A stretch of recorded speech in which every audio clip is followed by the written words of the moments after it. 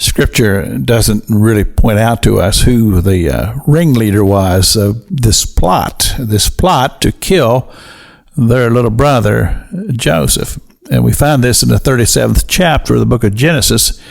This young man Joseph was favored of his father, and the brothers resented that.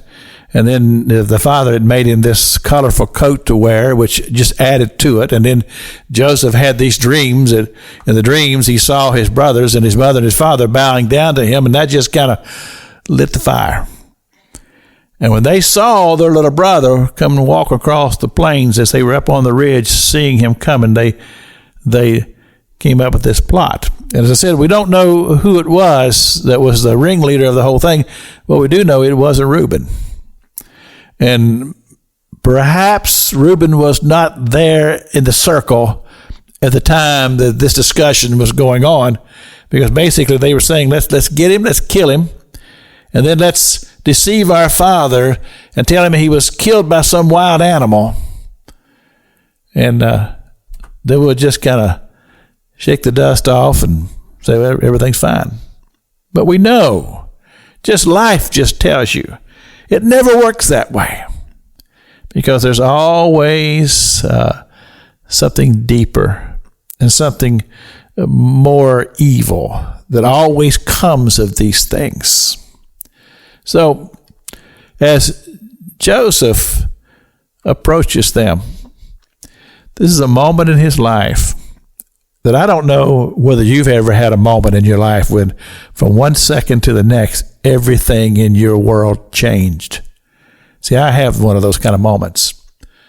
One of those moments that 1 minute, everything seems to be fine in your life, and the next second, your life is in chaos. And see, I don't know whether Joseph realized how his brothers resented him. It doesn't really tell us. But from the way it's given to us in Scripture, Joseph has no problem going and telling his brothers that, look, someday you're going to bow down to me. And it kind of makes me think about just what kind of a young man was Joseph at this time in his life. I asked that question to my congregation at Freedom Road, and when one of the brethren spoke up and he says he was a spoiled, rotten brat. His words, not mine. And then another lady made the comment. She says, well, I think he was naive in a lot of ways. And I believe that that's probably a correct assessment of the situation. Joseph was living his life, and it was a good life in his eyes. His father loved him. He had been treated special all of his life, and I believe he believed that he was special.